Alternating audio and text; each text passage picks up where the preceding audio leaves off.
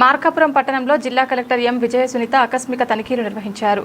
ముందుగా మున్సిపాలిటీ కార్యాలయాన్ని సందర్శించి కౌన్సిల్ ఛాంబర్ కార్యాలయ ఆవరణను పరిశీలించారు. అనంతరం మున్సిపల్ కమిషనర్ ఛాంబర్కు వెళ్లి రికార్డులను పరిశీలించిన కలెక్టర్ పన్ను వసూళ్ల తీరుపై అసహనం వ్యక్తం చేశారు. గత సంవత్సరంతో పోలిస్తే ఈ ఏడాది వసూలు గణనీయంగా తగ్గాయని పేర్కొంటూ ఈ విషయంలో మున్సిపల్ సిబ్బంది నిర్లక్ష్యంగా వ్యవహరిస్తున్నారని మండిపడ్డారు. ప్రతి నెల సచివాలయ సిబ్బందికి టార్గెట్లు నిర్ణయించి వాటి పురోగతిపై నివేదికలు సమర్పించాలని కమిషనర్ను ఆదేశించారు. అనంతరం పట్టణంలోని 16వ సచివాలయాన్ని సందర్శించి అక్కడి రికార్డులను పరిశీలించి సిబ్బందికి సూచనలు చేశారు.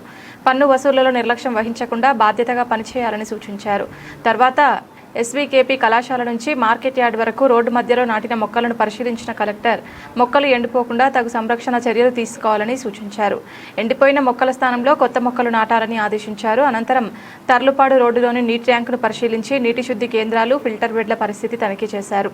నీటి పంపింగ్ విధానం, నాణ్యత పరీక్షల గురించి మున్సిపల్ సిబ్బందిని అడిగి తెలుసుకున్నారు. వేసవి కాలంలో ఎలాంటి లీకేజీలు లేకుండా స్వచ్ఛమైన తాగునీటి ప్రజలకు అందించాలని స్పష్టం చేశారు. ఈ కార్యక్రమంలో municipal commissioner Narayanarao, AE Bhupal Reddy, surveyor Sanjeevaiah తదితర మున్సిపల్ సిబ్బంది పాల్గొన్నారు.